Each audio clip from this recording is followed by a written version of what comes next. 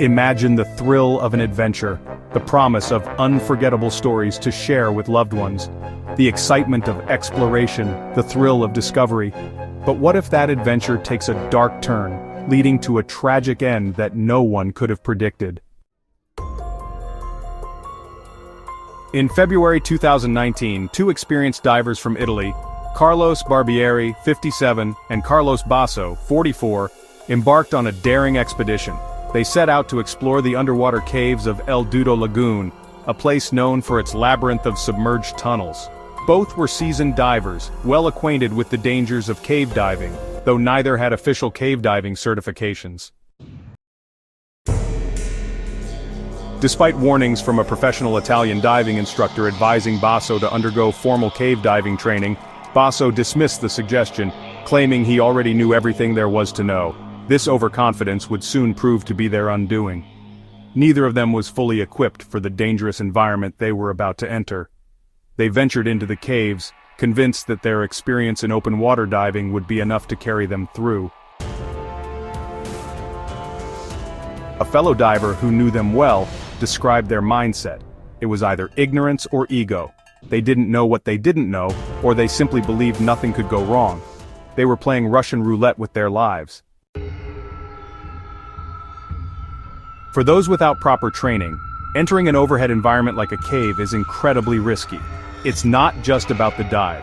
It's about the unpredictable dangers that await in an environment where the slightest mistake can lead to catastrophe. One wrong turn, a broken line, or a moment of panic can spell disaster. In the world of cave diving, the stakes couldn't be higher. Ed Sorensen, a renowned cave diver and rescue expert, has spent years saving divers trapped in these treacherous environments. Known for his calm and methodical approach, Ed has become a legend in the world of cave rescues. His skills include temporarily holding his breath to silence his movements, allowing him to detect the faintest of sounds in the darkness. I've been in situations where there's zero visibility.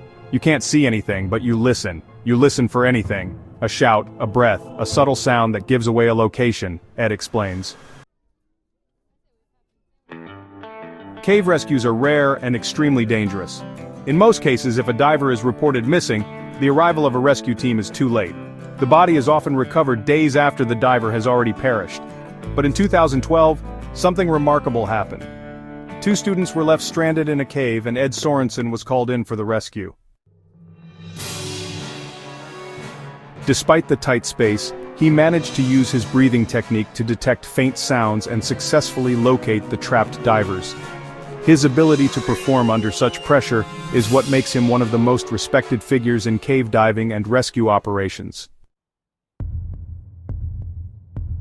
El Dudu Lagoon, located over 160 kilometers from Santo Domingo in the Dominican Republic, is a popular spot for tourists seeking adventure.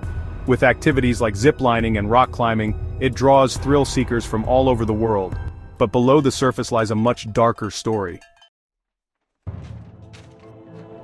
On February 9, 2019, Carlos Barbieri and Carlos Basso began their dive into the vast underwater cave system of El Dudu Lagoon, hoping to find an undiscovered passage.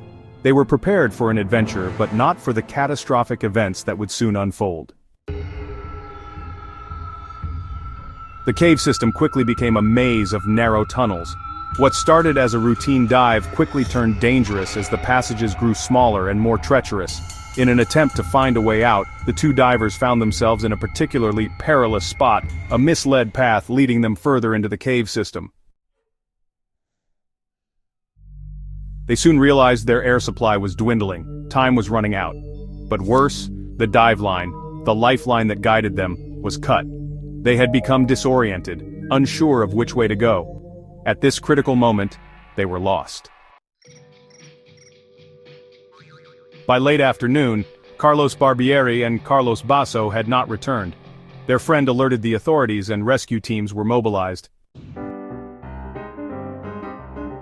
Philip Lehman and Angel, part of the local rescue team, dove into the murky waters battling the swirling silt that made visibility near impossible.